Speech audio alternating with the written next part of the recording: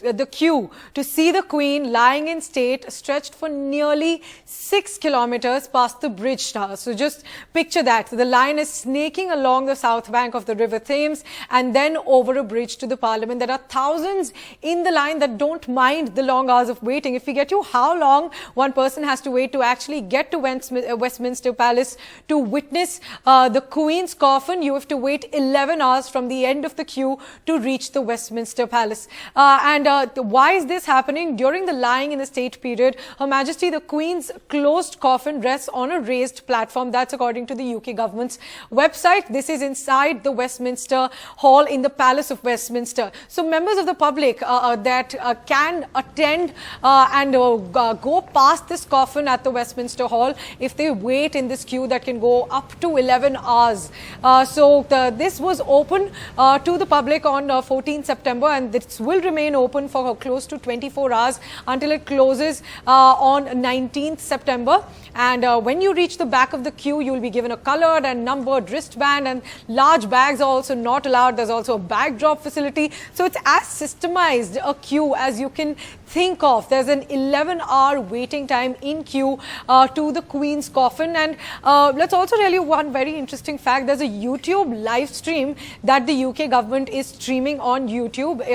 That essentially shows the queue, the image of the queue's map. And almost 9,000 people are watching the queue's live tracker. So picture that, 9,000 people are just watching the map of the queue and how long the queue is really there in London. Now, the queue for now has been filled to capacity and entry is paused. So there's also another question on Twitter. People are asking that is there now going to be a queue to join the queue now that the queue has been filled up to capacity? Let's get you what the internet is really saying. That's the image that you can see that the UK government is live telecasting on YouTube. The queue is currently approximately 4.9 miles long. That's what they last said around a couple of hours ago. Now the queue is fully up to capacity. The waiting time then was 11 hours and this is the queue map that you're seeing, and 9,000 people are just watching this still on YouTube currently. So that gives you an idea of the quantum. Let's now tell you what people on the internet are saying.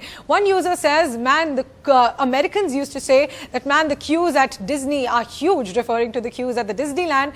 But British said that, hold my scone, and then the user ends with a hashtag queue for the Queen. That's one of the trending hashtags on Twitter. Another user says that, what's the latest on the queuing times rather than the length? I arrive in London just before midnight and trying to work out if I have time for some sleep or should I just start queuing? So people are making their plans. Another user says that there's a YouTube channel broadcasting nothing but the length of the queue and over 8,000 people are just watching it. That's the YouTube live stream that we just showed you, and the user says that they're really questioning, is there anything that's more British than this? They're questioning how many people are really watching just the live stream.